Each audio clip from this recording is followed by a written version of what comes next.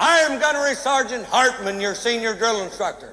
From now on, you will speak only when spoken to. And the first and last words out of your filthy sewers will be, sir. Do you maggots understand that? Sir, yes, sir. Bullshit, I can't hear you. Sound off like you got a pair. Sir, yes, sir. If you ladies leave my island, if you survive recruit training, you will be a weapon. You will be a minister of death praying for war. But until that day, you are pukes. You are the lowest form of life on earth. You are not even human fucking beings. You are nothing but unorganized, grabastic pieces of amphibian. I know it's been a while, and as good as this season's been going for Oregon, I've been coaching high school ball, haven't been able to do too much with content creating. But it's good, though. You know what I'm saying? My starting quarterback, Carter Smith, decommitted from Michigan, staying with the Big Ten. He was going to Wisconsin. I told him, you know what I'm saying, we're gonna see that matchup. I'll be at the Oregon game, and I'll be at the Wisconsin game to cheer him on and cheer my Ducks on. But, you know, the Ducks got to come out with the dub either way. But let's jump straight into it, man. 13-0. First time in history. You know what I'm saying? We number one in the country, number one on the field, number one in everybody's hearts right now. We're America's team right now. If you don't believe it, you just got to see it for what it is. The game against Penn State last night, it was good. You know, ones that I do talk to, communicate with about Oregon football team throughout the year. Nobody was really worried. He said it's going to be a game like how Boise game was. It was like it's going to be a scrappy win, and that it was. It was just times where it's like, what are we doing? And I never thought we was going to lose that game, but I'm just so big on just being absolute. Like, I just want to destroy everybody. My expectation is always high. I just want to kill everybody and not let them get a yard every time, man. My only problem with last night's game was just savage, bro. Like, and I'm sorry to just call you out, but it's just like, bro was just out there like a turtle. Like, feet in the sand, like not trying to tackle. You see the guy break out, you like you just was scared on the miscommunication touchdowns we gave up. All the touchdowns that was passing, like there was nobody in the facility of the receiver. It was just bad communication. I get it, it happens. It's hard to go undefeated. We was the only team to do it. And with this long of a year, if it was one game to lose, and I don't want to talk about it, but I'm just being real. If it was one game for us to lose, it would have been Penn State. And I would have been perfectly fine with that, just because sometimes that resets a team. Sometimes that going to spark a team, because it's a long season. Nobody expected us to do what we did, you know what I'm saying? But that was the only game, because now we into the playoffs. You lose, you go home. So I get it, you know what I'm saying? But it happens, you know what I'm saying? Defense ain't looking as good. The D-line was... They got some turnovers, but for the majority of the night and what we was used to all year, they were just ferocious. And guys like Savage and Tashin had to work more than usual. You know what I'm saying? And I'm not trying to discredit them like they haven't done anything all year. I'm not saying that. And again, it wasn't too bad, you know what I'm saying? But it was just like Savage just looked it horrible. You know, keeping it a bean. He just looked it horrible. And also, too, it got to a point where DG, he kind of looked it rattled. Like, whenever they put the camera on his face, he looked it like a little shook up. And it is what it is. I'm just, like, you know what I'm saying, talking about small stuff. But we won. That's all that matters. And from this point on, I don't care how we win. A win is a win. I don't care what you say. Penn State, tomorrow we had penalties. We didn't get no penalties. It don't matter. As long as you win, like Dan Lannon just said, as long as you win, you good. Another difference maker I want to talk about before moving forward is Tez Johnson. And again, I'm going to just say this. Media, can y'all please stop talking about upbringing? Like, we done heard that every game, 10 times a game, bro. We get it, bro. Y'all talk about that all last year when Bo was around, bro. Can we please stop talking about that? Because at some point, it's like, damn, can we have a conversation that don't have to do with that? Like, please, like, can we just talk about something else? Like, we don't know who he look up to as an NFL player. I ain't talking about Bo, I'm talking about what receiver do he model his game off of. We don't know nothing of that. We just know that he was adopted. Stop talking about that. Please, just stop talking about that. Please. But Tez is very much needed. I'm glad the health scare wasn't as bad. And not to say Evan Stewart didn't step up, and he was quiet last night against Penn State. But again, Tez is a dog.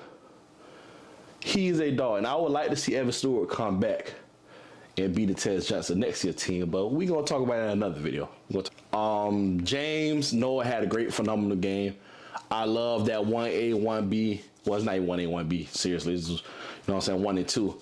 But I felt like Noah did have a better hot hand than James. And don't get me wrong, James didn't do anything wrong. But Noah was just like, with his speed, how he ran was way more like effective than Jordan. And my little thing to critique on James, and there's nothing wrong with this again. I'm not hating on my boys. But, bro, when you know, like, we're up and we're trying to, like, churn it out and, bro, start running out of bounds, bro. Because I was like Texas homeboys watching the game. I'm like, bro, Bucky would never. Bucky will run to the sideline and then he'll try to cut back up. He trying to fight for more downs. I mean, for more yards. And I get it, you know what I'm saying? That's just his style. But it was just like at some point, like, you got to know, like, how situational awareness. Like, bro, you break out instead of run out of bounds, just slide down, bro. Just go down. But run out of bounds, that stop clock. You know what I'm saying? But, again, I love what you're doing, baby. Keep doing. We got 3 more games. Let's get to it, man. But moving on, we're going to talk about the playoffs. And I know that's been an uproar. I just sat there and watched it. And there's a lot to say about that. And honestly, I was just thinking I was going to talk about it all now. But I kind of want to keep this video a little short and just, you know what I'm saying, just get my thoughts out there. But it is what it is. It is what it is. It don't matter who we play. We trying to win. And as Oregon fan, if you're not an Oregon fan, this ain't for you. But as an Oregon fan, we ready to see a national championship. And I don't care because even when we win one, they go like, oh, you only got one. It don't matter. We got one now. It's up. Our dynasty is this close. And this is the year where we start that dynasty run. And I'm being honest. This is it right here. And I get it. You know what I'm saying? Some teams should have been displaced or some teams ain't making it in. I don't care. We number one. We the only team to go undefeated. And I feel like where we at right now, we got to finish strong. We got to win it all. Because, again, other teams drop games and they could possibly win. If they win, it's like, damn, they got that 1 loss out of the way, the 2 losses out of the way. Now they good. But Oregon can't slip up now. It's to a point now where we got to finish strong. There's no excuses, just win. And how this season been going, we can do it. And again, the playoffs, it is what it is. It's a long stretch. Now they talking about, oh, add 2 more teams. I don't care about none of that. We just need to win. And Dan Lennon got these boys playing on another level right now. And I respect it, and I'm ready for it. And that's just that. So, again, we're going to talk about the playoff situation, all that, the reaction, the list, and the committee. We're going to talk about a whole nother video. Just keep it Oregon. Just going to keep it Oregon, baby. I'm not hoping. We're going to be in Atlanta for the national championship game. So I'm thinking I might just go to this game against Tennessee, Ohio State, whoever that is, at Rose Bowl, and then go to that game. I don't think I'm going to make all 3 games. I probably won't. My last time being at the Rose Bowls was Herbert last year where they played Wisconsin and Jonathan Taylor team. So I feel like it's only right to go back to that game and be that good luck. And honestly, truly think about it now, there's never been a game, and knock on wood, there's never been a game that I haven't been to, Oregon, where we lost. So, you know what I'm saying? I'm kind of superstitious. I know there's people out there like me that's probably like that in a sense.